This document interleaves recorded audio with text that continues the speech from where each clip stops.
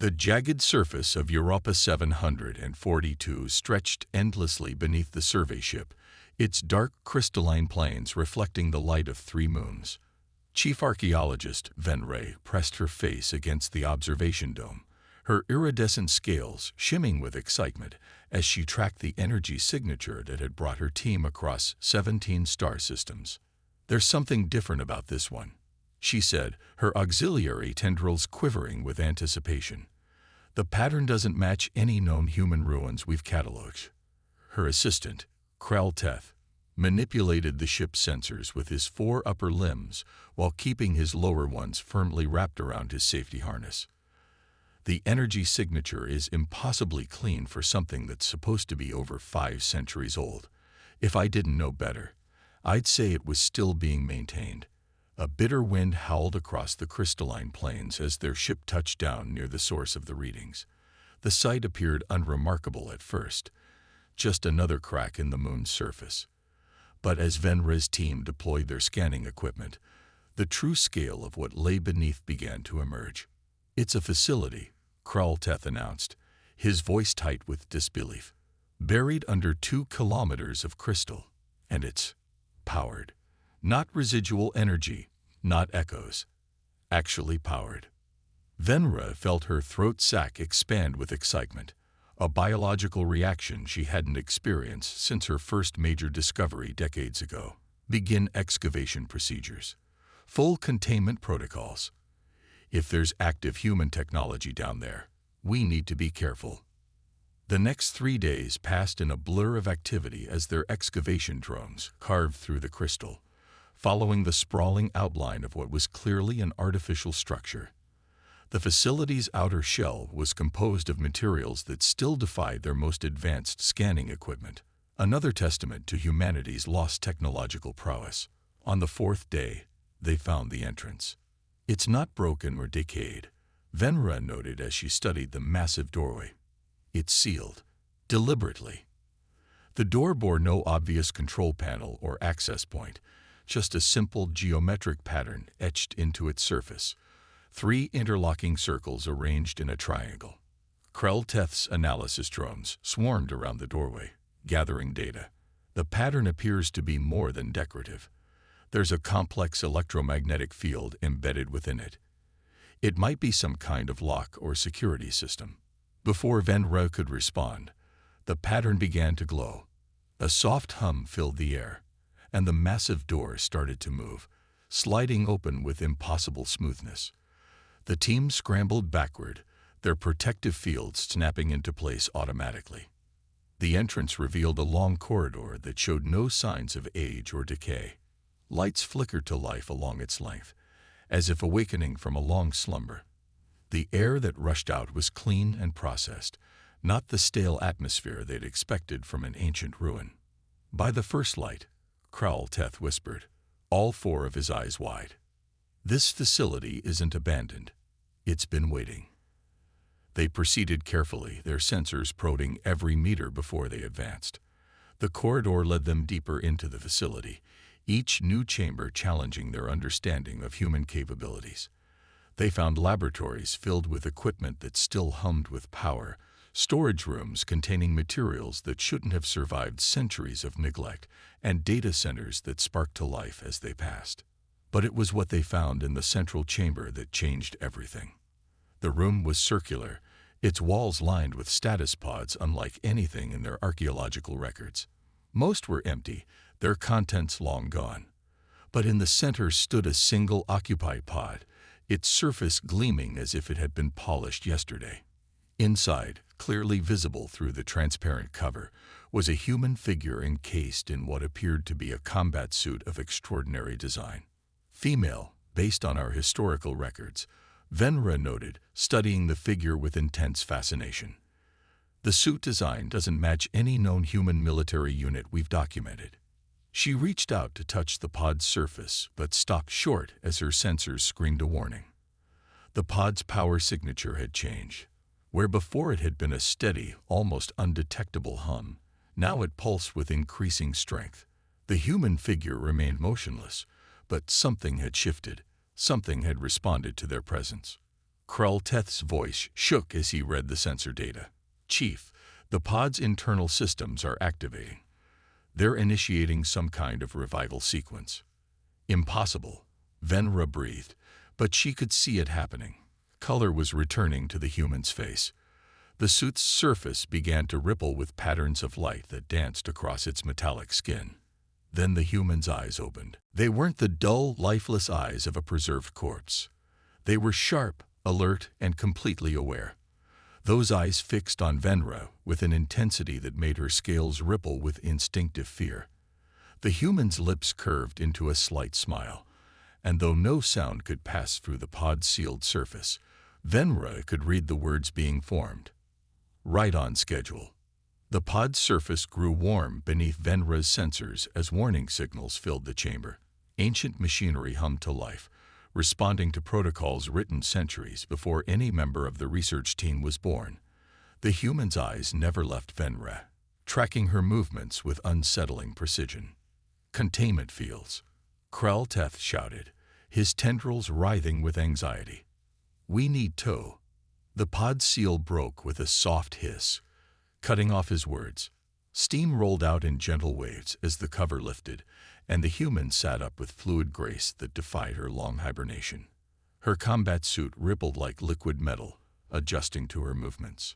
Please, the human said in perfect modern galactic, her voice carrying no hint of disuse, lower your defensive fields. They're unnecessary, and frankly, they wouldn't help if I meant you harm.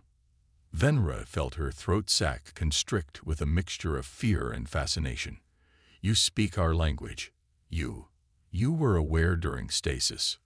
Lieutenant Sarah Chen, Earth Defense Force Special Projects Division. The human replied, swinging her legs over the pod's edge. And yes, I was aware. The suit's neural interface kept my mind active while my body slept. I've had centuries to study your civilization through your own broadcasts. Krell-Teth's scanning equipment whirred frantically. Impossible. The energy requirements alone for such long-term consciousness would be astronomical by your standards, Sarah finished for him. Yet here I am. She stood, the suit adapting to her movements like a second skin. You're the Venra mentioned in the archaeological journals, correct? Your work on human artifacts is interesting. Creative interpretations, though not entirely accurate. Venra's scientific curiosity began to overcome her fear. Why are you here? Why leave a single human in stasis for centuries? Sarah walked to one of the chamber's walls, placing her hand against its surface. Displays sprang to life, showing star charts and data streams that made Venra's auxiliary tendrils twist in confusion.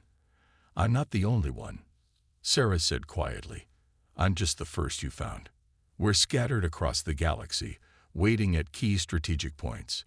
This facility is merely one node in a vast network. A network for what purpose? Krell-Teth demanded, his fear giving way to indignation. The human species abandoned this sector of space centuries ago. Your worlds are dead or colonized by others. Sarah's laugh was soft, but carried no humor. Is that what you believe? That we abandoned our homes? Fled in panic? She turned to face them, her suit's surface reflecting the chamber's lights like oil on water.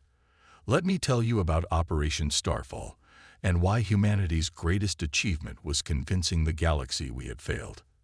The displays around them shifted, showing images that made both aliens step back in shock.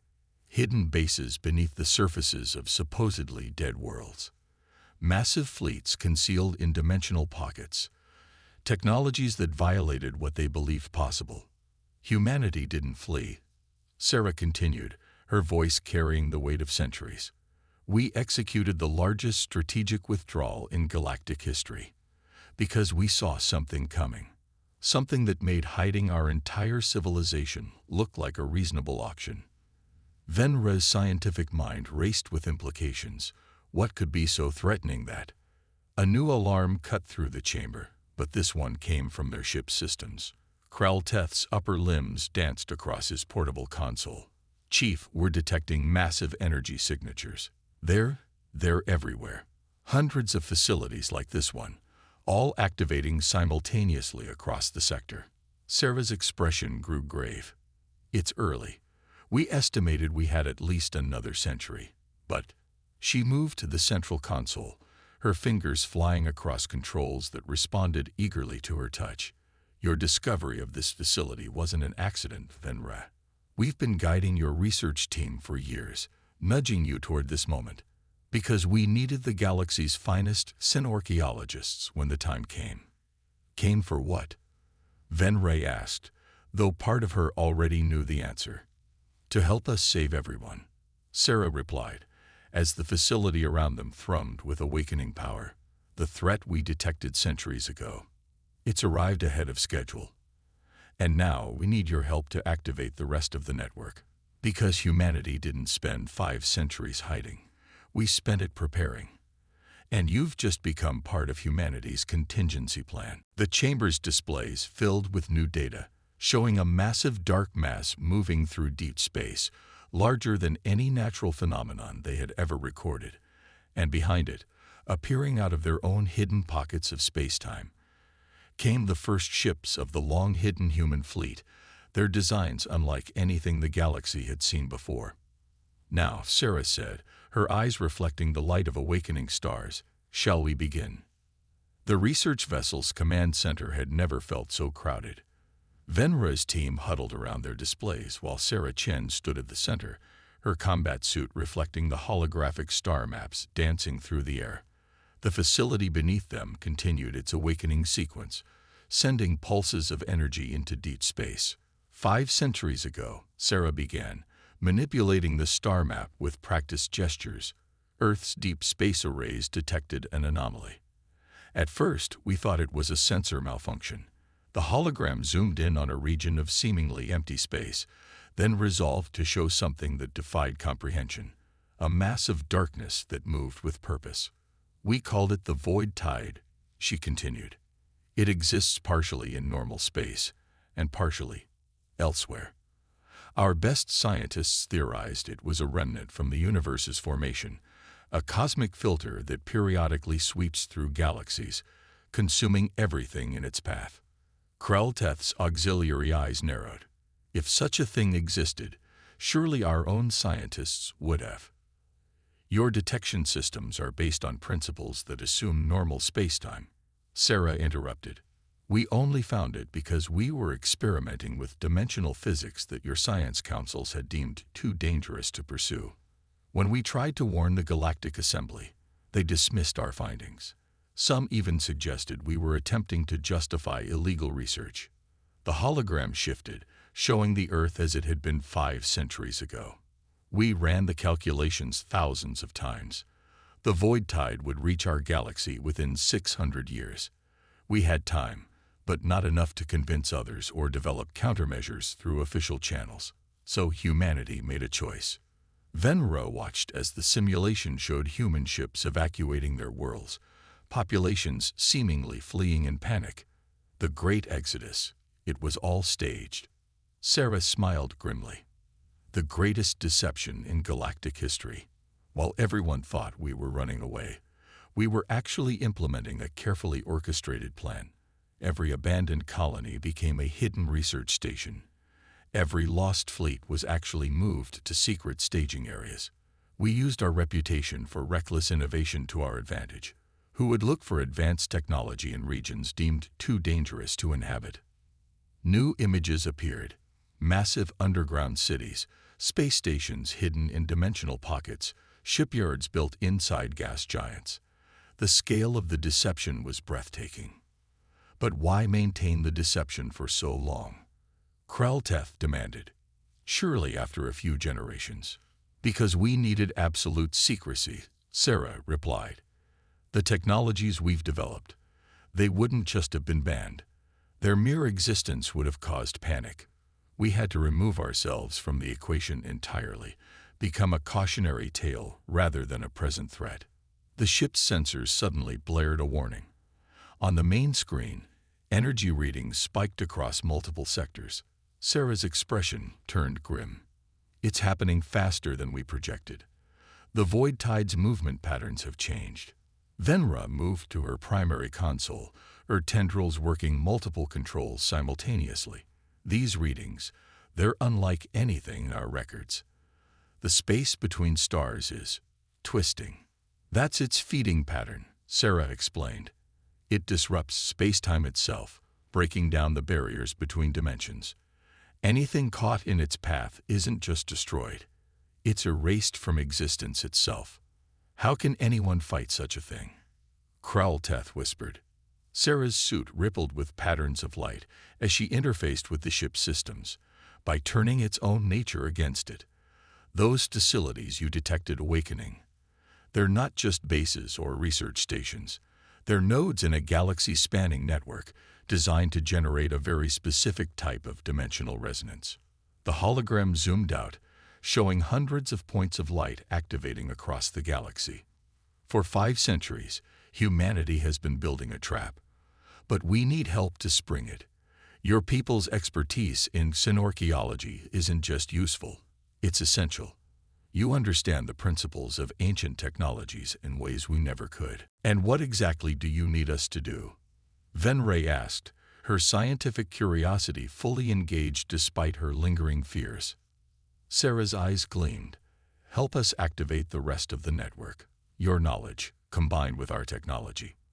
It's our best chance to save not just humanity, not just your people, but every species in the galaxy. The ship's computers chimed as new data streamed in. More facilities were awakening, and with them, more humans emerging from stasis. But the readings from deep space showed the void tide accelerating, drawn perhaps by the very network designed to trap it. We have a choice to make, Sarah said softly. You can alert your authorities, spend precious time trying to convince them of the threat while bureaucracy grinds on. Or, she gestured to the facility below, where ancient machines hummed with purpose. You can help us finish what we started centuries ago. Venra looked at her team, seeing the same mix of fear and determination in their eyes. 5 centuries ago, humanity had chosen to become legends rather than remain ineffective witnesses to apocalypse. Now, as the darkness approached, it was time for others to make their own choice. Tell us what you need, Venra said, her scales shifting to deep blues of resolve. It's time we wrote some history of our own. Time became a blur of frantic activity aboard Venra's research vessel. The ship's corridors echoed with the sound of running feet and urgent communications as her team coordinated with other research vessels across the sector. Each hour brought reports of new facilities awakening, more humans emerging from stasis, and increasingly disturbing readings from deep space. The quantum resonance patterns are destabilizing faster than predicted, Sarah explained, her fingers dancing across holographic controls. She had converted part of the ship's cargo hold into an emergency command center, where streams of data from hundreds of awakening facilities converge. The void tide is reacting to the network's activation. It's adapting. Kralteth's analysis drones swarmed around a particularly complex data stream. These energy signatures, they're similar to patterns we found in ancient ruins across the galaxy. Not just human ruins, but those of species that vanished millions of years ago. Because they faced this before, Sarah said quietly. The void tide isn't just a natural phenomenon. It's a cosmic filter, testing each galaxy it encounters. Those ancient civilizations, they didn't just disappear. They failed the test. Venra's tendrils coiled with tension as she studied the sensor readings. But humanity found their research, didn't they? Hidden in those ruins we've been studying all these years. Sarah nodded. Fragments, pieces of a puzzle scattered across time. Each vanished civilization discovered a little more about the tide's nature, left behind clues in their technology. We spent centuries gathering those pieces, learning from their failures. That's why we needed xenorchaeologists like you. You've spent generations understanding how these ancient technologies worked. The ship shuddered as another wave of spatial distortion washed through the sector. On the main display, the void tide's approach was visible now. A vast darkness that bent starlight around it, growing larger with each passing moment. "We need to accelerate the activation sequence," Sarah announced, her combat suit pulsing with urgent patterns. "Krell-Teth, your analysis of the ancient power distribution systems, could they be modified to handle a sudden surge?" The alien scientist's four eyes blinked in rapid succession. "Theoretically, yes, but the stress on the network would be less catastrophic than letting the tide reach full strength," Sarah finished. She pulled up a new series of projections. "Look at these readings. It's not just approaching faster, it's growing. Learning. Each facility we activate makes it stronger, more focused.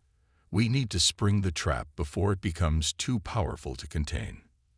Venra moved to the central console, her scientific training warring with the instinct for caution that had defined her career.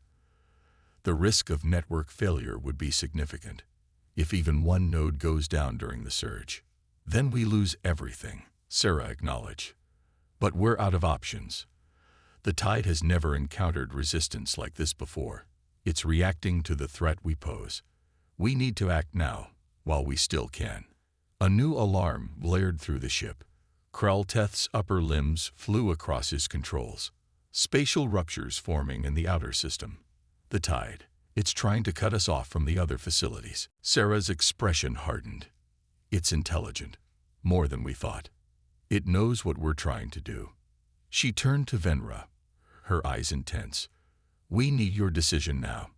Your understanding of the ancient power systems could mean the difference between success and failure. But if we do this, there's no going back." Venra thought of all the ruins she had studied over her career, all the dead worlds that had once teemed with life. She thought of the mysteries that had drawn her to xenorchaeology, the questions of why so many civilizations had vanished at the height of their power. Now she knew. They had faced this same choice, and they had hesitated. "The primary facilities in sectors 7 through 12, she said, her voice steady. "They all showed signs of advanced power regulation systems. If we reroute through those first, use them as buffers." Her tendrils flew across the controls, plotting out a new activation sequence. Sarah's lips curved in a fierce smile. "Just like you humans to build something this insane," Krell-Teth muttered, but his hands were already moving to implement the changes. "The power requirements alone should be impossible." "Impossible is what humanity does best," Sarah replied. She placed her hand on a final control, the suit interfacing directly with the ship's systems, sending emergency activation codes to all facilities. "Timing will be critical. We'll only get one chance at this." The ship's screens filled with acknowledgement signals as other awakened humans across the sector prepared their facilities. The void tide loomed larger in their sensors, its darkness seeming to reach toward them with hungry tendrils. "On my mark," Sarah said, as power levels across the network climbed toward critical levels. Around them, space itself began to twist as ancient machines prepared to remake the very fabric of reality. They had one chance to succeed where countless civilizations had failed. One chance to prove that cooperation between species, combining humanity's daring with the careful wisdom of others, could achieve what neither could alone. The darkness approached, and the galaxy held its breath. Space itself seemed to hold its breath as Sarah's hand hovered over the final activation control. The void tide's massive form dominated their view screens, its darkness consuming stars like a cosmic predator. Hundreds of facilities across the galaxy awaited the signal, their combined power humming through subspace. "All stations report ready," Krell-Teth announced, his voice tight with tension. "Power levels at maximum sustainable threshold." "The buffers are holding," Venra added, her tendrils moving in precise patterns across her controls. Ancient systems responding exactly as predicted. Their builders knew what they were doing. Sarah nodded, her combat suit rippling with anticipation. They did. They just never had the chance to finish what they started. We do. She took a deep breath. Initiating final sequence. All stations. Execute. The galaxy lit up. Hundreds of facilities activated simultaneously, their combined energy forming patterns that defied conventional physics. The network they created wasn't just a weapon. It was a fundamental restructuring of spacetime itself. The void tide reacted immediately, its darkness writhing as it encountered the first real resistance in its ancient existence. "The network is holding," Krell Teth shouted over the sound of straining machinery. "Energy patterns are." By the first light, I've never seen readings like these. The ship's sensors struggled to interpret what they were seeing. Where the network's energy met the void tide's darkness, reality itself seemed to fold and unfold in new ways. It was like watching the laws of physics being rewritten in real time. Then, from dimensional pockets scattered across the galaxy, humanity's hidden fleet emerged.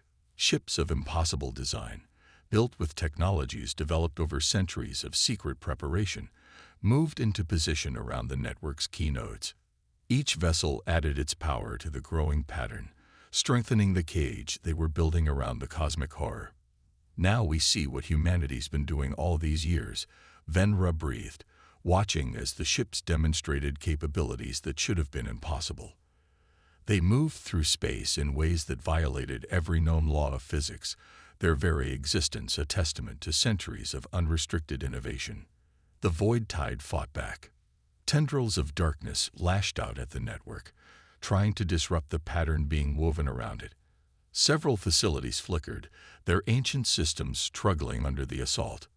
"We're routing power through secondary nodes," Sarah commanded, her fingers flying across controls. "Krell Teth, I need those buffer systems now." The alien scientist's hands blurred as he worked, implementing centuries of synorchaeological knowledge in ways its original discoverers had never imagined. Compensating, the ancient systems are adapting. They're learning from our modifications. The ship shuddered as another wave of spatial distortion washed over them. But this time, something was different. The void tide's movements were becoming more erratic, less purposeful. The network wasn't just containing it, it was changing it. "It's working," Sarah said, wonder mixing with fierce determination in her voice. "The trap isn't just holding it, it's converting it. All that power, all that potential, we're not destroying it. We're transforming it." On their screens, they watched as the darkness began to change. Where before it had been an all-consuming void, now points of light began to appear within it. The network wasn't fighting the tide. It was reshaping it, using its own nature to turn it into something new. The ancient civilizations, Venra realized, they always tried to destroy it. That's why they failed. But humanity. "We saw another way," Sarah finished. "Why destroy such power when you could change it? Transform it. Make it serve life instead of consuming it." The transformation accelerated. Where the void tide had been, a new kind of space was forming. One filled with possibilities instead of destruction. The combined knowledge of countless vanished civilizations, preserved in ruins and rediscovered by dedicated synorchaeologists, merged with humanity's audacious innovations to accomplish what no single species could have achieved alone. As the last of the darkness transformed, Sarah finally allowed herself to relax. "Send word to the other facilities," she said. Tell them Operation Starfall is complete, and that humanity is coming home." Venra looked at the human who had changed everything. "Your people, you'll rejoin the galaxy now." Sarah smiled, her combat suit shifting to reflect the new stars shining where darkness had once ruled. "We will, but not as conquerors or saviors. As partners. Because if this has proven anything, it's that the greatest achievements come not from hiding our strengths, but from combining them." "The galaxy will never be the same," Krell Teth observed, watching as the first public transmissions from humanity's hidden worlds began to flow through space. "No," Sarah agreed. "It will be better. Because now we face the future together." Above them, new stars blazed in spaces that had known only darkness, a testament to what could be achieved when ancient wisdom merged with bold innovation, when the careful study of the past combined with the courage to forge a new future. Humanity had hidden to save everything. Now they would help build something greater than anyone had imagined possible. The story wasn't ending. It was just beginning.